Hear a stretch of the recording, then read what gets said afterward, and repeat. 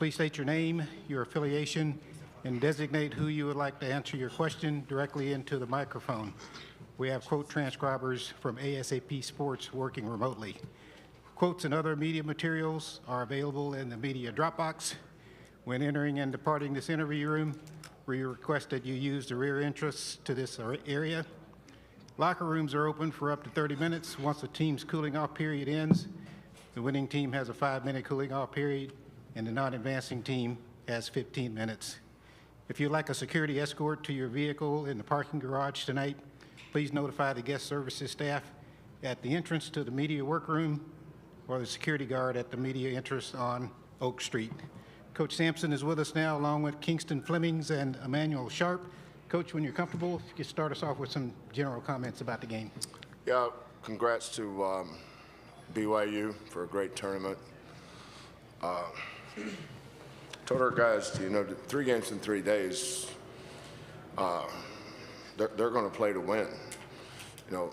We played in this same tournament last year, 3 games in 3 days, and I thought our best half offensively might have been the second half of our 3rd game in 3 days. So we knew that if you got DeBansa on your team, you're dangerous. Kevin does a great job of putting them in the right spots. He does a good job of hunting matchups. But I thought our defense the second half, we just sat in those gaps and said if he's going to score, he's going to have to make threes. Chris got back one time and he shot one over him, but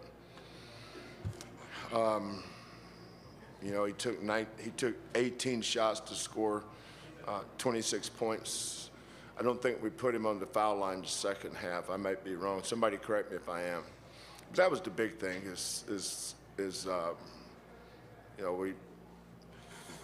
We're out of character in a lot of ways the first half. But these are the moments that the players want to play in. But again, congratulations to BYU. They've had a great year. Kevin's done an awesome job with that group, getting them to rally together after losing such a excellent player in Saunders. But really proud of my guys. Wasn't our best game. We made some bonehead plays, stepping out of bounds, wide open threes. So we said, why would we shoot this when we can step out of bounds? That made sense to me. We got a breakaway 2, 2 minutes to go. Why would we take that? Let's just see if we can. We do have a shot clock, right? So that didn't make a lot of sense either. But, the name of the game is to win the game. And at the end of the day, that's really all that matters. Proud of my team for finding a way to win the game, hanging in there, making the plays that we needed to have made. The 2 biggest plays were 2 freshmen.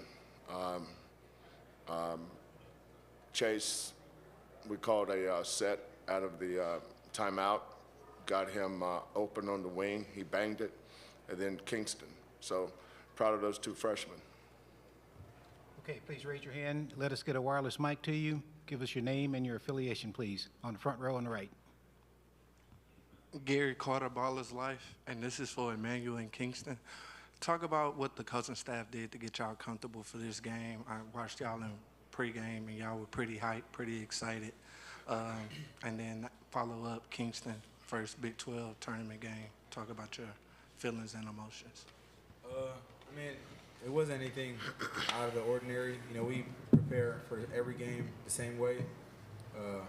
We get it starts with the scout. We get a great scout from the coaching staff. The practices are high energy, competitive, and then we get a good pregame workout with the coaches, and they just get us all the way prepared, mentally, physically, for our matchup, and just what to expect, and to have the right mindset, the right attitude, and it's up to us to execute that. I think we did a okay job tonight, but we'll be better going forward. What was your question for me again? Your first B12. Oh, yeah. I mean, shoot, as a kid, always dreaming about playing in tournaments. So, I mean, just coming here, excited to play. We're playing a good team. Man, I love playing with my players. So I think just trying to come out here and get wins, 3 games in 3 days, which we're trying to hoping we're going to do. So, I mean, just coming out here and trying to do whatever I can to get the win, yeah. Let's go over here on the left. David Smale, Associated Press. Coach, you obviously were paying a lot of attention to Debonsa. He's still got 26. What makes him so hard to shut down? You know, I coached 6 years in the NBA, so I sat on that front of that bench and watched everybody from Allen Iverson to Rip Hamilton to LeBron, Derrick Rose, Kevin Durant, Nowitzki, Jason Kidd, Vance, all those guys. You know, some of them just have the bucket gene. You know, I don't think you can teach that.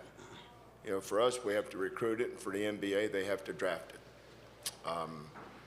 But he can shoot. There's a lot of shooters that can't score. And there's a lot of guys that can really score, but they can't shoot. You know, if you watch the ball roll off his fingertips and his release at the free throw line, you can tell he's an elite shooter. And first time I saw him he was 15 years old. I didn't pay much attention to him because I knew I was never going to coach him. But I figured I'd be coaching against him one day, eventually. I just didn't know it'd be in the same conference. But you know, he's a little tougher than people want to give him credit for. You know, he's a young kid, just like Kingston was turned 19 not that long ago. I'm assuming DeBance's probably around 19, maybe 20. These guys are young, but he's been in the spotlight his whole career. AAU basketball now is a lot like college basketball used to be. They play against each other. You know, I watched Kingston play against Chris Sinak, and I watched Darren Peterson, AJ, all those guys play against each other. So, but DeBance's got the gene. He can really score. His length. You know, he's going to get better as he goes. He'll be. It'll be a lot of his success early will be based on the kind of team that drafts him. You know, but he's going to be fun to watch. He's done a great job developing, and he went to a school that lets him basically shoot all the balls, and that's a player's dream. You know, if our guys knew they could shoot all the balls, they transfer there too.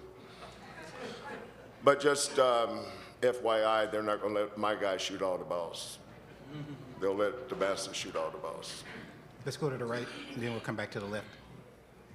Mac Morey, 96.5 The Fans for Emanuel in Kingston. We've heard different comments on the playing surface, the lack of traction. What did you guys think about the court tonight?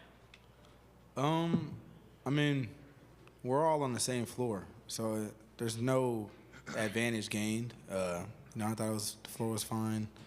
You know, I fall on a regular, so, you know, it wasn't nothing different.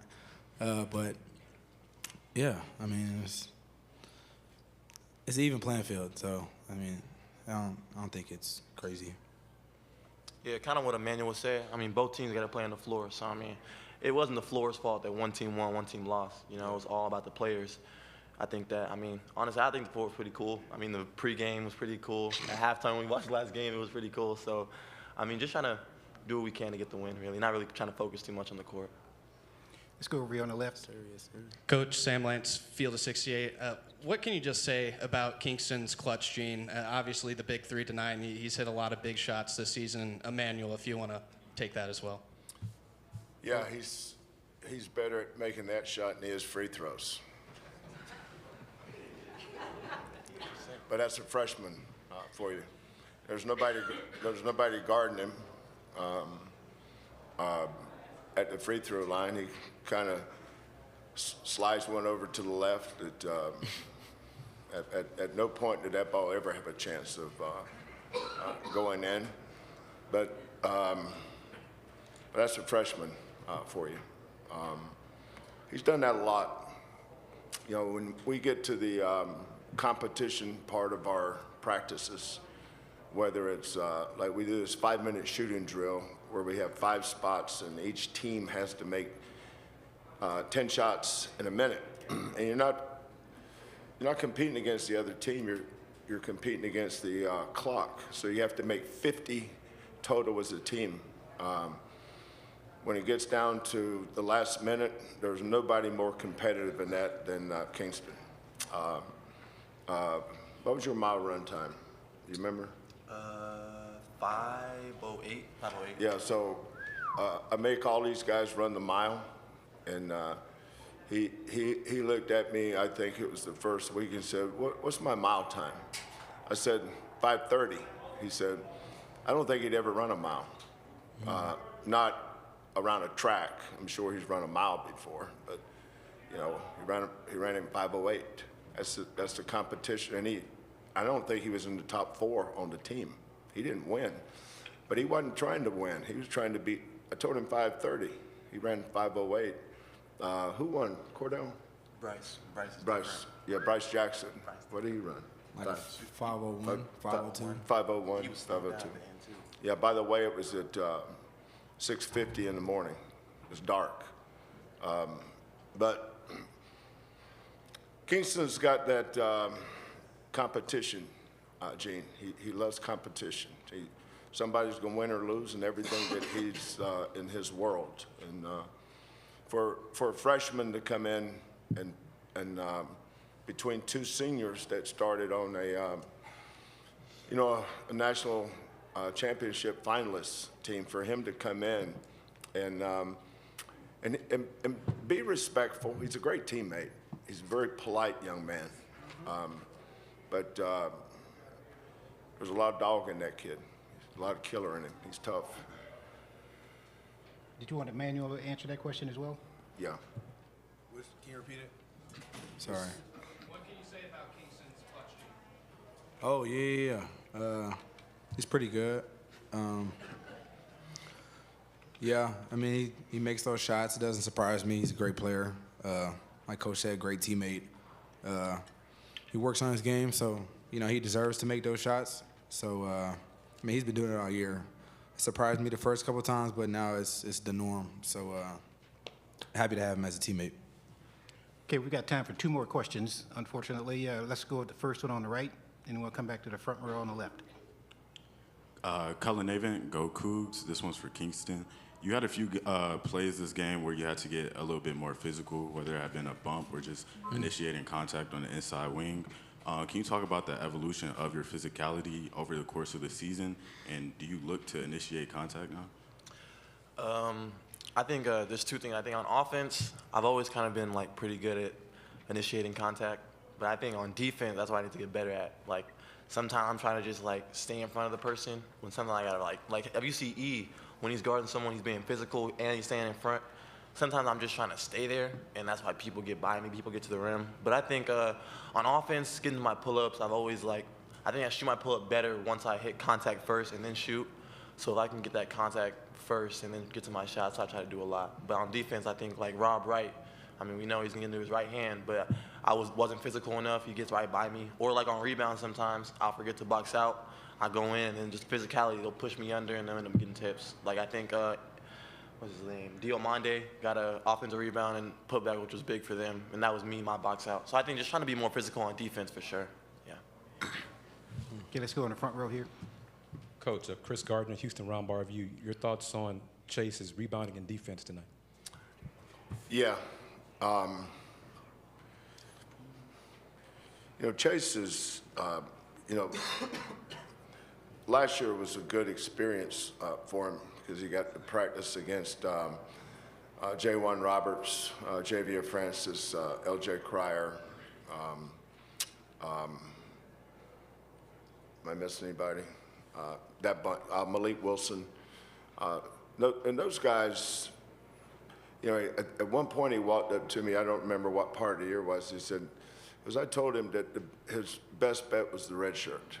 Because, you know, freshmen come in, they all think they're better than they actually are. And so I said, so I'm not sure you're going to help this team win. I think you can get minutes, but at some point you're going to wish you had this year back. And so I called his father, and I said it would be my recommendation that Chase redshirt. And Chase has an awesome, awesome mom and dad. His dad actually coaches with the Timberwolves, and his mother's an English teacher in high school, and they understood. He was a little salty about it, but I told him, just like most people, when they don't like the news they hear, they'll get over it. But just come to work every day with the right attitude and give the right effort. And so now the best thing that ever happened to him was redshirting, because now he's a freshman, and he's got 3 more years after this. But so does Kingston, but I doubt he uses his. Okay, Coach. All right. Thank you very much. Thank you.